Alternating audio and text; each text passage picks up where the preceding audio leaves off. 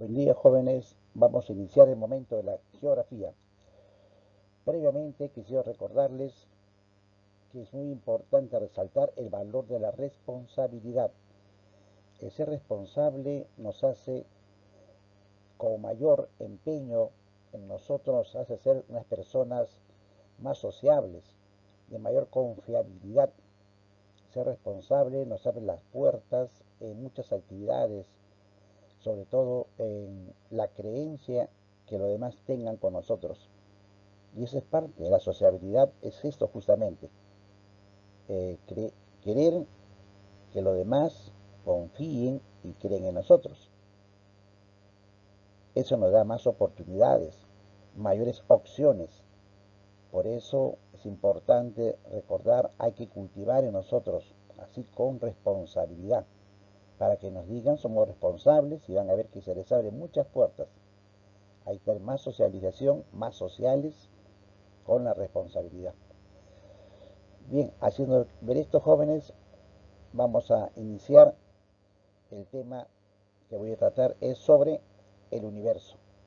Vamos a tratar el universo, como siempre, con ustedes, el profesor Carlos Sánchez de Perú, para este, este caso.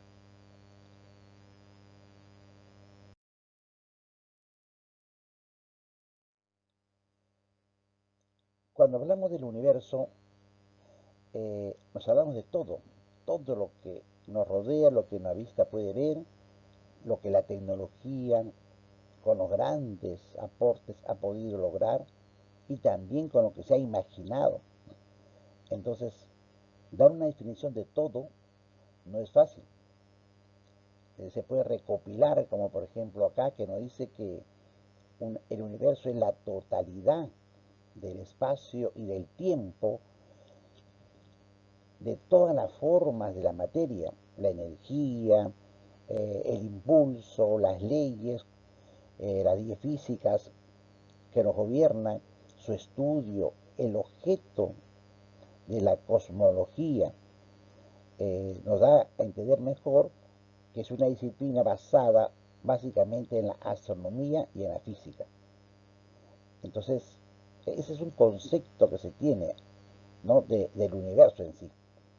Y eso es lo que vamos a tratar de interpretar, de explicarlo el día de hoy.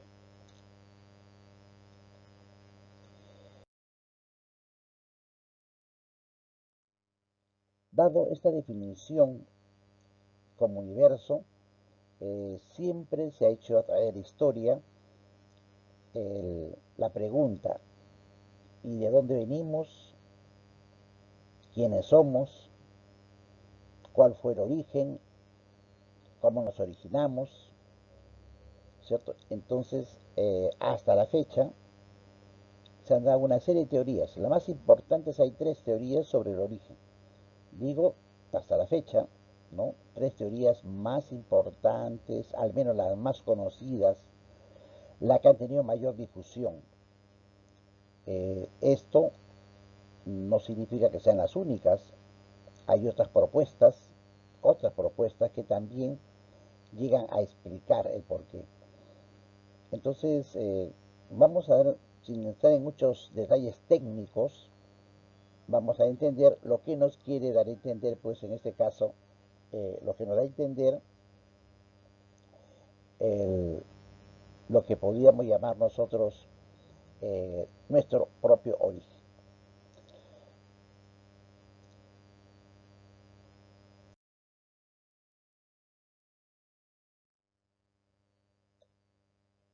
Para ello, en primer lugar, tenemos la llamada teoría de Big Bang. Esta teoría, en realidad, eh, ya aceptada, es aceptada por la mayoría de científicos a la fecha y van a postular a que el universo eh, podría haberse originado hace unos 13.800 millones de años. Recuerden, ¿eh? 13.800 millones de años. En un instante en que hubo una gran explosión y de esa manera ha aparecido todo el universo. Por esa gran explosión, poco a poco se ha ido situando con la gravitación universal, la interrelación entre todos los elementos, toda la materia de esa explosión, se ha ido cada una se puede decir, situando en su espacio. Por la década del año 1930, un astrónomo estadounidense, Edwin Hubble, confirmó que el universo está, se puede decir, en constante expansimiento, que está expandiendo. Ahora, hay que recordar que George Langermans es un sacerdote científico. Él confirmó, en este caso, que el universo efectivamente estaba en proceso de expansión, pero también, en este caso, repito, George Langermans se escribe, escribió en sus investigaciones sobre la expansión del universo. Lo hizo en forma más detallada en sus obras, y entonces se le reconoce como el científico que descubrió la expansión del universo. Entonces, por eso mucho lo mezclan rápidamente con Hubble, ¿no? Hubble es el que propició esta tesis. Le repito, es un acuerdo actual de los científicos, no quiere decir pues que ya sea, ¿no? Es lo que la mayoría nos da por aceptado. Y retomamos igual que la historia, hasta que no se hagan más descubrimientos, seguimos con esa tesis. Ahora bien, vamos a tener en cuenta, por ejemplo,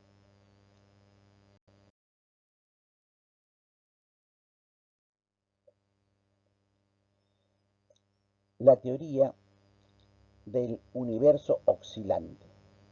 Así como ustedes ven acá en la gráfica, la teoría del universo oscilante. Esta es una hipótesis propuesta por Richard Tolman, en la que se propone, se manifiesta que el universo sufre una serie de infinitas oscilaciones. Cada una de ellas inicia con, así como un Big Bang, ¿no? Y termina con Big Cruz, como le llaman ellos. Entonces, para ellos el universo se expande por un tiempo antes de que la atracción gravitacional de la materia produzca un alcanzamiento, hasta llegar a un colapso y seguir así, como se dice, en forma de rebotes, continuar, impulsos, impulsos, impulsos. Eso es lo que nos plantea en sí el, la teoría del universo oscilante. Recuerden que estas propuestas se hablan pues que se están realizando a millones de años. No hablamos de 100 años, de 1000 años, sino es lo que se supone va a suceder, ¿no? En millones de años. Que somos parte, ¿no? de eso que se cree que es. O sea, que imagínense ustedes, ¿no? Así como ustedes ven en la gráfica, esto no sucede pues así como estamos viendo ahora, en segundos, sino en millones, millones de años. Por eso que, repito, son tesis que un poco recordarlas, plantearlas, pero que no se puede confirmar a la fecha con los descubrimientos que así es, ¿no?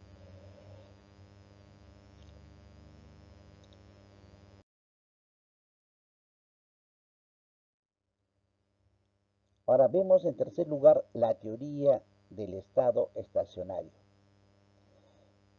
Esta es otra tesis, otra teoría que se habla bastante, la teoría del estado estacionario. Eh, lo que sí podemos acá, por ejemplo, destacar o plantear, ¿no? Que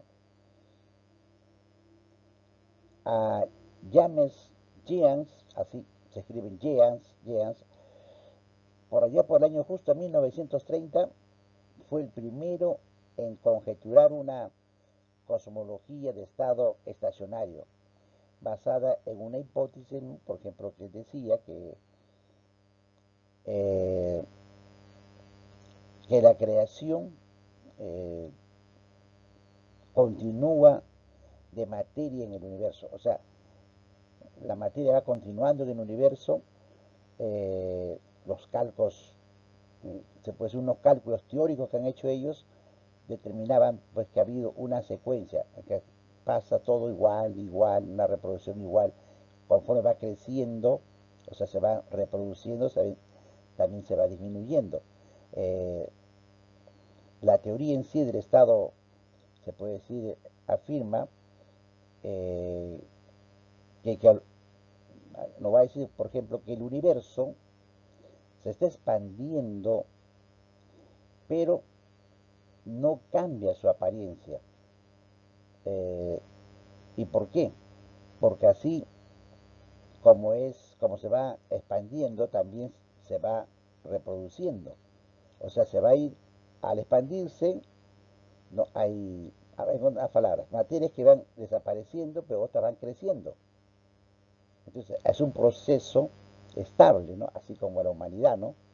Mueren, crecen, pero se mantiene. A eso quiere llevar. Se mantiene porque, así como nosotros, vamos, una gran parte van a ir muriendo, otros van creciendo y se mantiene, ¿no? Entonces, también nos plantea así, ¿no? Que la materia, en ese proceso, se mantiene casi estacionario, porque así como va avanzando, también en el desarrollo, en la creación, también se van desapareciendo, ¿no? Las materias, pero te va creciendo nuevamente, entonces se mantiene. Eso es lo que nos plantea, por ejemplo, la teoría del estado llamado estacionario. Eh, entonces, de acuerdo a eso, muchos le plantean como que la tesis que no tiene principio ni fin, ¿no? Porque no va a tener un fin, porque como les repito, conforme una de las materias se va a ir extinguiendo, otra va creciendo, entonces se va a mantener aquí. Y les repito, esto es a millones de años. Por lo tanto, son tesis que nos quedan solamente tenerlas en cuenta, mencionarles sus características nada más.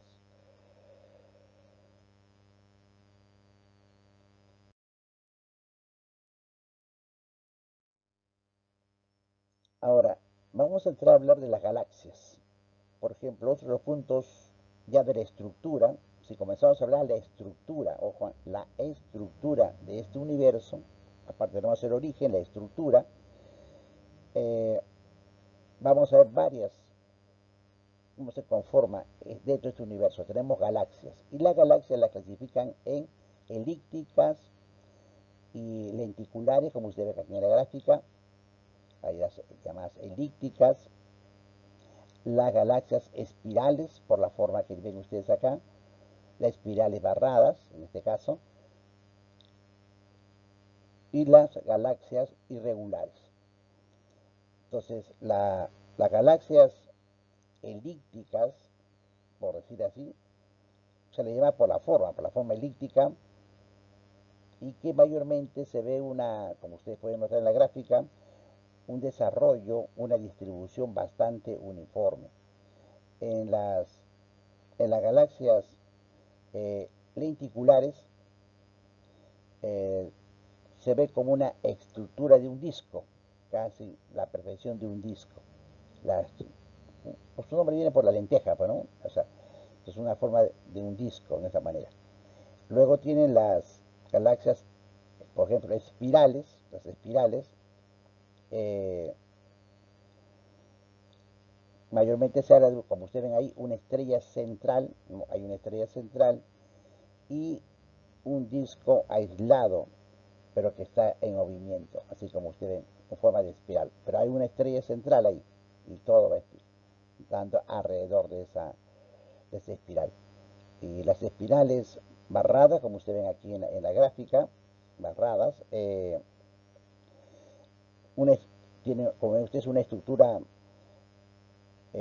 espiral similar a las galaxias, ¿no? A esas espirales, pero los brazos, miren ustedes, los brazos que se proyectan forman como una barrera, una barra central en lugar de centrarse todos con unos brazos. Entonces, espirales son barreras, le dice espirales barradas por los brazos que se presentan. Esas son algunas de las características, por ejemplo, que van a notar. Ahora,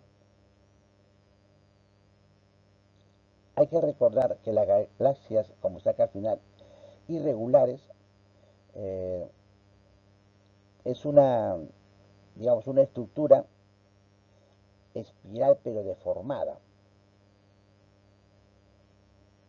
O sea que, y ahora hay que tener en cuenta que se le llaman también irregulares, así irregulares, aquellas que no son ni elípticas o lenticulares, ni tampoco espirales. No tienen esa forma, son forma irregular. No se parecen a ninguna de esas por la forma, y entonces le llaman galaxias así irregulares. ¿De acuerdo? Bien.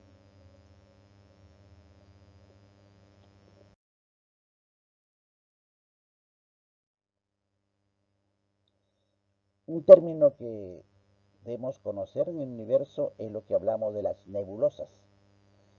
Y al hablar de nebulosas, si ustedes observan acá, en esta imagen, las nebulosas son, digamos,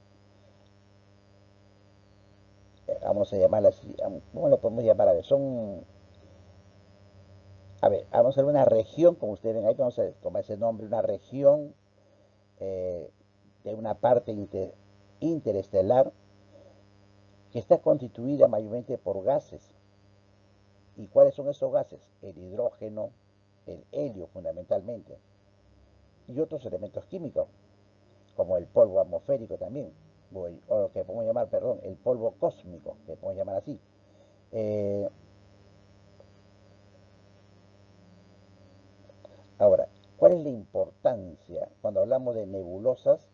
La importancia por en la parte de la cosmología, por ejemplo, es mayormente porque muchas de ellas son los lugares donde nacen las estrellas por fenómenos de condensación y agregación de la materia. Entonces dan origen en este caso a las estrellas. Eso es lo que se plantea. Eh,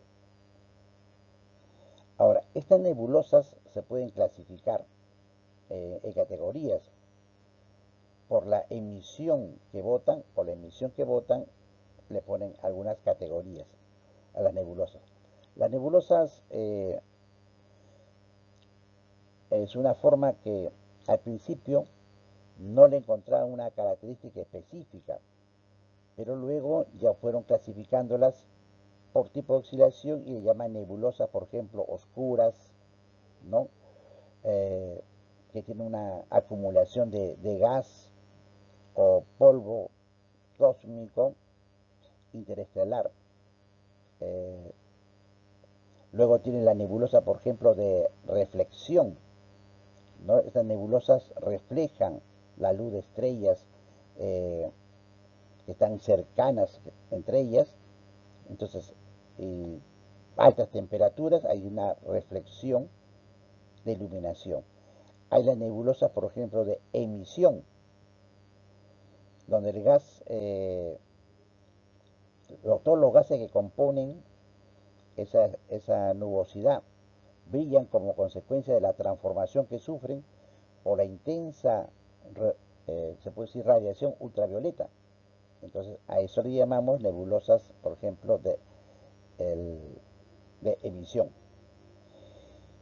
Y así se pueden ir formando, hasta la fecha se conocen, pero hay nombres, repito, que se van a ir tomando por las formas, las iluminaciones que tiene, las pulsaciones, la iluminación, y van a ir tomando nombres.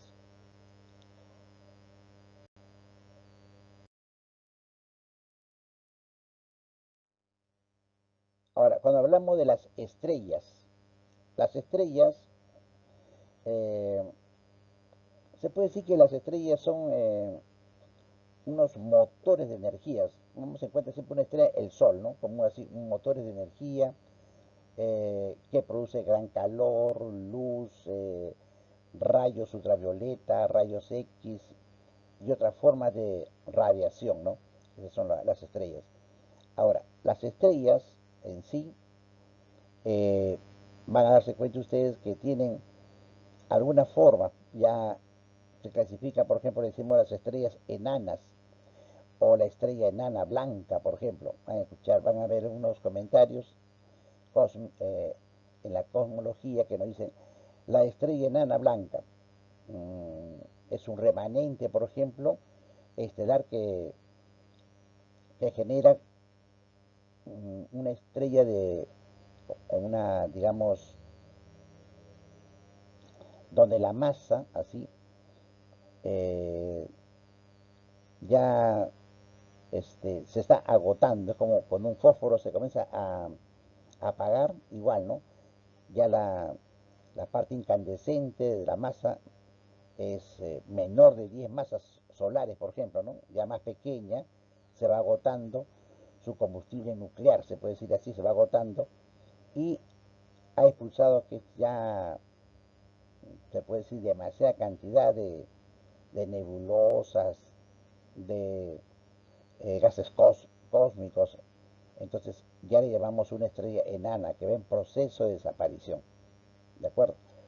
Ahora, eso en cuanto a hablar de estrellas. Y eso que se disminuye, por si acaso, muchas estrellas ya han desaparecido. O sea, ya se han esfumado, se puede decir, pero nosotros las seguimos viendo. Eso para que tengan una idea, los millones de años, ¿no? El tiempo que nos separa. Estrellas que las estamos percibiendo todavía, pero que ya muchas han desaparecido, cuando han ido perdiendo su energía.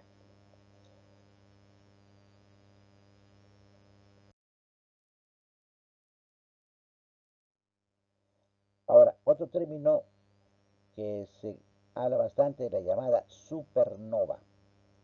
La supernova eh, se considera como una, así como ustedes ven aquí en la imagen, una supernova es una explosión estelar que puede manifestarse de una forma así muy, vamos, una idea así como está acá, una forma un poco circular, incluso a simple vista eh, en las esferas celestes, por decirles, se ha detectado por los estudios, basta que hay una parte de visión para que ya uno viera la imaginación, cómo se forma una supernova.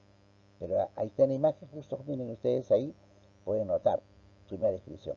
Entonces una supernova es una expulsión, vamos a llamar así, expulsión de gases, una explotación, ha explotado, una explosión estelar que puede manifestarse de forma muy, o sea, muy notable, ¿no? Así como nosotros, incluso, como les repito, a simple vista, con los telescopios especiales que se tienen, se ha proyectado eso. Eh,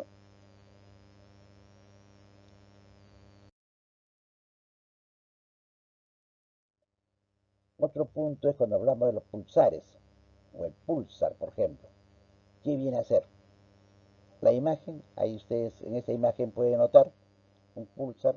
Un pulsar es una estrella eh,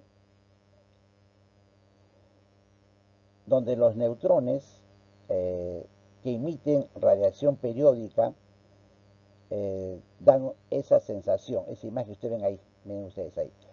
Es un pulsar, es una estrella de neutrones que emite radiación periódica. Los pulsares poseen un intenso campo, por ejemplo, magnético, que induce a esa emisión de los pulsares. Entonces, como ustedes ven ahí, esa es la forma, ¿no? Va algo constante, eso sí, es constantemente esos pulsares que se dan. Pues como un pulso, pues no así, constante, pulsares, pulsares, o sea, después se llaman pulsar. Ya, pero es una estrella eh, donde emite esa radiación debido a los neutrones, esa emisión constante en este caso. Ese es un pulsar. Les digo en términos prácticos, con imágenes para que lo puedan interpretar ustedes, ¿no? No nos hagamos mucho problema científico.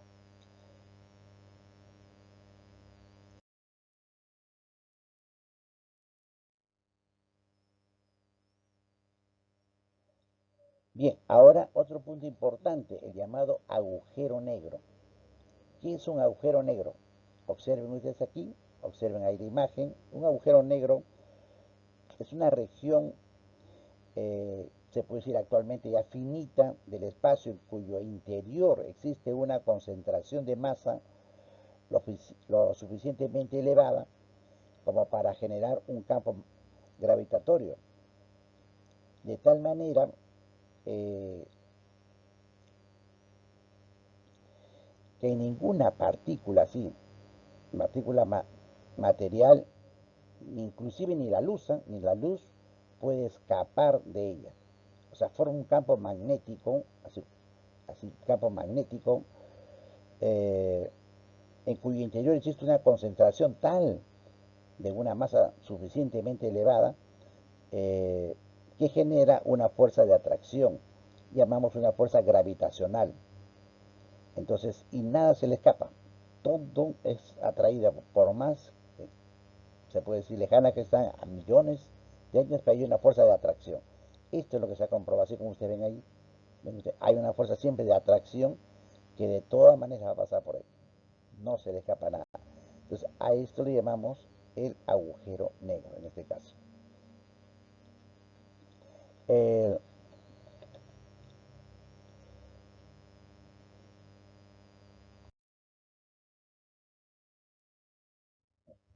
Otro punto que es importante ver es cuando hablan de las constelaciones. Las constelaciones, como ustedes pueden ver acá en la gráfica, eh, se puede decir que es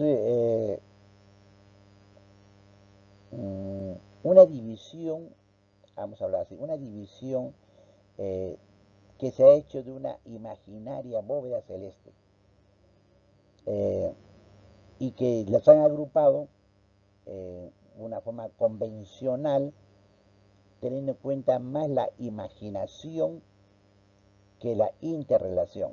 ¿Por qué digo esto? Por ejemplo, miren ustedes acá, hay varias formas, hay muchas constelaciones. Hay las constelaciones zodiacales, por ejemplo, que ustedes ven acá, que son las más comunes. Se aparenta una figura, pero tengan en cuenta que cuando ustedes ven acá una figura así, cualquiera que ven, como por ejemplo Leo o Virgo, eh, y que ya la imaginación va, Leo ponen un león, eh, por ejemplo, en cáncer, ¿no? Un crustáceo, es decir, va la imaginación. Eh, Ven al Tauro, por ejemplo, ya le ponen como un toro, por la forma. Eh, yo les puedo comunicar que esto pasa además que toda la imaginación, porque si bien es cierto, ustedes ven así eh, las estrellas, no significa que están en un plano, que están de aquí a una misma distancia, no, están en otras dimensiones, pueden estar a millones de años de diferencia, sino que de esta parte se ve así, y aparentemente en el plano, pero no quiere decir que están así de esa forma, no, no, sino por en la forma que estamos nosotros, cómo lo vemos. Si estuviéramos de otro lugar, la vemos diferente, pero no. Quiere decir que en una forma, suponiendo un plano, vemos las estrellas así, en esta forma. Pero repito, entre cada una de ellas no están en un plano, están así, a millones de años, ¿no? Distantes. O sea que hablamos de una forma tridimensional, por ejemplo, ¿no? Entonces, pero que a través de la historia se han tomado varias así, agrupaciones, se tienen varias formas. Le he puesto acá las constelaciones zodiacales, porque siempre que hay constelación se abre el campo zodiacal, pero hay muchas constelaciones, la forma de poder diferenciar las estrellas.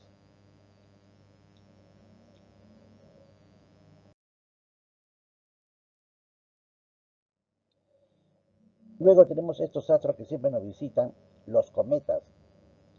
Los cometas mmm, son cuerpos llamados así celestes que están constituidos por hielo, polvo y rocas.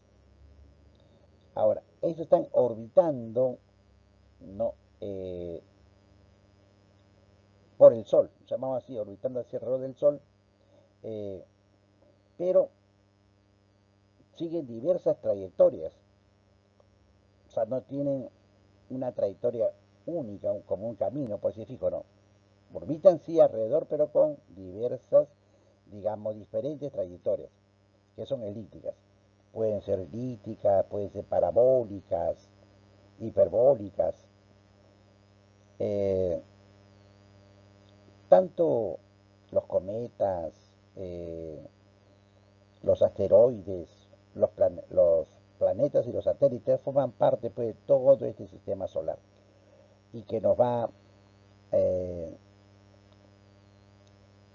se puede decir, a llamar la atención a los que dedican este campo en primer lugar, por la forma, por el material que es constante, es decir, están vuelta tras vuelta y siguen así ardiéndose conforme van y sus, le hemos estudiado las formas, el cuerpo, la cola, todo del. Por ejemplo, esta es una imagen de Halley, es un cometa que pasó hace pocos años, el Halley, y que se calcula una cantidad de años que va a volver a pasar, y siempre lo van a ver así, ¿no? De esa forma. Por eso es la curiosidad siempre de ver en este caso el, el final de los cometas, ¿no? Bien, jóvenes, aquí he querido darles un resumen, pero para esto, con formas, ya se puede decir, con términos de años, un poco de técnicas, como referencia, le estoy enviando a ustedes un archivo. Lo que quiero es que usted lo interprete con unas palabras sencillas, buscar que no usar términos que sean un poco difíciles para nosotros usarlas, porque entonces no nos vamos a entender. Basta con conocer la forma, el origen, las distancias, ¿no? En qué se diferencia unos de otros para poder nosotros sacar una conclusión. ¿De acuerdo, jóvenes? Bien, vamos a terminar acá.